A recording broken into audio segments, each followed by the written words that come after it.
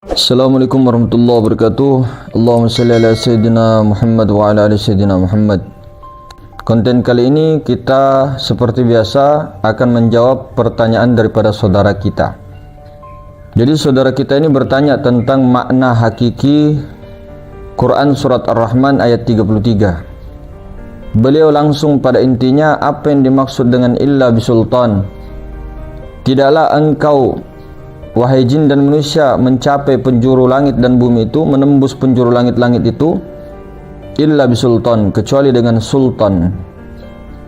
Nah, di sini makna sultan ini adalah kekuatan. Jadi manusia ataupun jin itu tidak akan mampu menembus penjuru langit kecuali dengan satu syarat, yaitu sultan. Nah, sultan ini kekuatan. Makna kekuatan di sini banyak sekali sebenarnya, termasuk Ruh Kudus, itu termasuk sultan juga. Cahaya Allah, Nurullah, hakikat Muhammad, entitas yang penting di situ adalah entitas murni atau entitas awal daripada martabat wahdah ta'yin awal. Nah, ini yang dimaksud kekuatan sultan. Cahaya Allah, hembusan Allah, itulah sultan. Kemudian mas, langit yang mana yang dimaksud? Nah, sebelumnya saudaraku, ketika saudara keluar rumah melihat ke atas, itu bukan langit. Itu belum langit. Itu masih batas pandangan itu. Biru-birunya itu mas, itu bukan langit, itu batas pandangan. Adapun kenapa warna biru-biru begitu?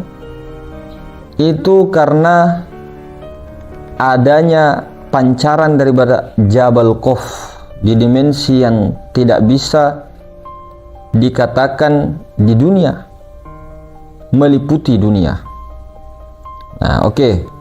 Jadi intinya bukan langit samawi yang dimaksud saudaraku. Langit samawi yang sebenar-benar kenyataannya langit yang di atas ini, bukan yang itu. Jadi di sini langit yang ada pada diri. Maka sebenarnya saudara, alam kabir, alam yang besar, makrokosmos yang sesungguhnya itu adalah manusia. Manusia. Di manusia ini ada semua 7 martabat pada batin. Ahadiyah, wahdah, wahidiyah, kemudian arwah, misal, ajasam, insan. Maka disingkatlah oleh para ulama untuk mentamsilkan itu alam nasut, alam malki, alam malakut, jabarut, lahut. Nah, dimensi yang paling tertinggi adalah dimensi Rabbaniyah, yaitu lahut itu tadi. Maka ketika seseorang itu bisa menggunakan sultan, kekuatan itu, kekuatan Allah, cahaya Allah itu tadi, maka dia bisa melanglang buana ke langit manapun.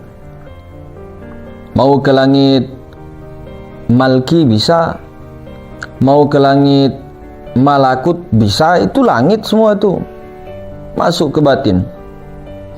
Mau ke jabarut bisa, mau tenggelam ke dalam lahut bisa, dengan sultan. Maka ini jugalah yang dikatakan sebenar-benarnya buruk. Buruk itu juga hakikatnya, tamsilannya itu adalah cahaya Allah. Buruk itu cahaya Allah.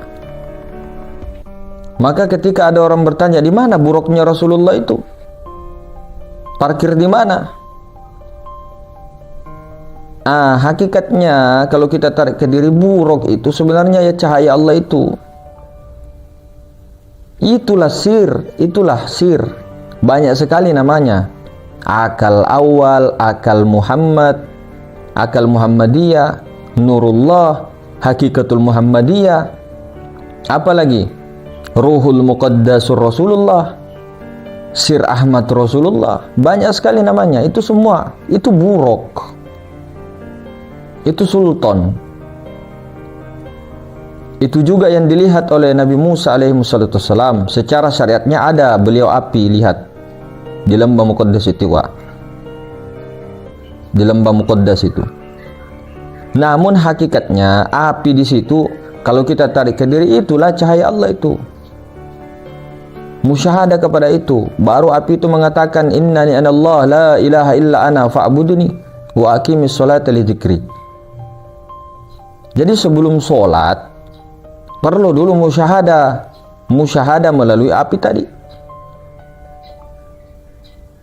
baru diperintahkan sholat. Begitu juga dengan kisah Nabi Ibrahim mencari buruk itu tadi, mencari cahaya Allah itu tadi, mencari hakikat Muhammadiyah tadi, mencari sir rahasia itu tadi, dengan berbagai lintasan-lintasan secara syariat.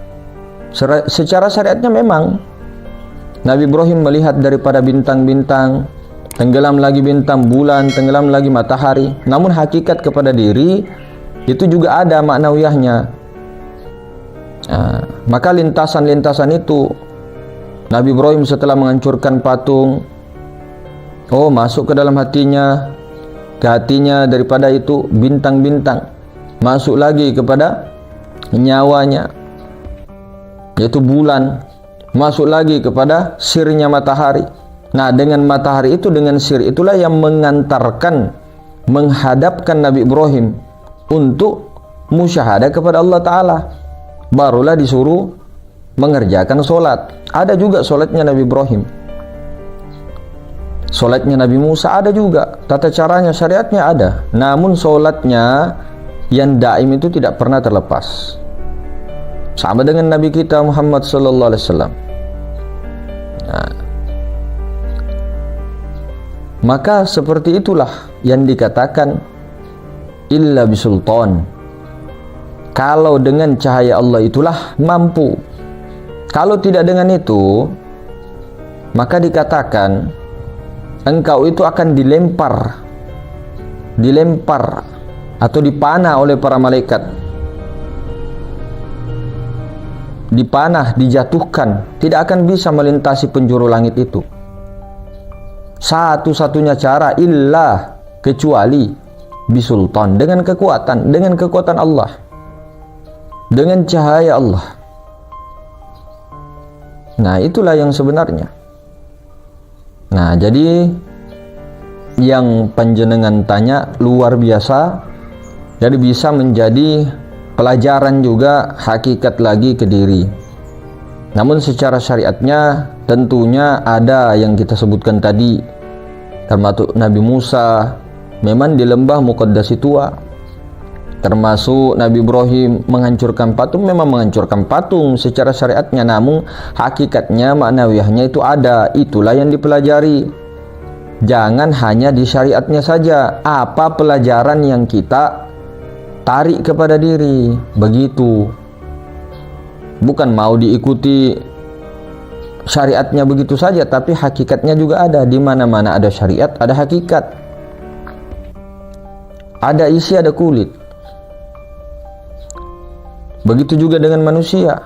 Dia punya tubuh, dia punya ruhani, dia punya lahir, dia punya batin. Kalau hanya tubuh saja, patung namanya. Kalau ruhani saja, hantu namanya. Jadi dua-duanya tidak bisa terpisah. Bukankah kita selalu mengatakan al-haqiqatu bila syari'atu batilatun, asy-syari'atu bila haqiqatu atil. Syariat tanpa hakikat itu kosong, hakikat tanpa syariat batil. Begitu juga dengan rukun-rukun Islam, rukun iman, semua ada syariat, ada hakikatnya. Syahadat, solat. Syahadat terutama yang paling sering dilupakan, penyaksian. Secara syariat ya ada, secara hakikat, nah bagaimana ke diri penyaksian itu? Solat juga begitu, solat terhubung, menghubungkan apa? Itulah intinya solat di rukun qalbi tadi, menghubungkan atau menghadapkan sir atau hati nurani yang paling dalam kepada Allah. Sir itu apa? Cahaya Allah tadi, entitas awal. Itu semua intinya. Jadi kalau orang yang sudah tahu hakikat syahadat dengan syariatnya, maka orang itu telah berjaya, tahu sudah kuncinya. Kunci Inggrisnya di situ.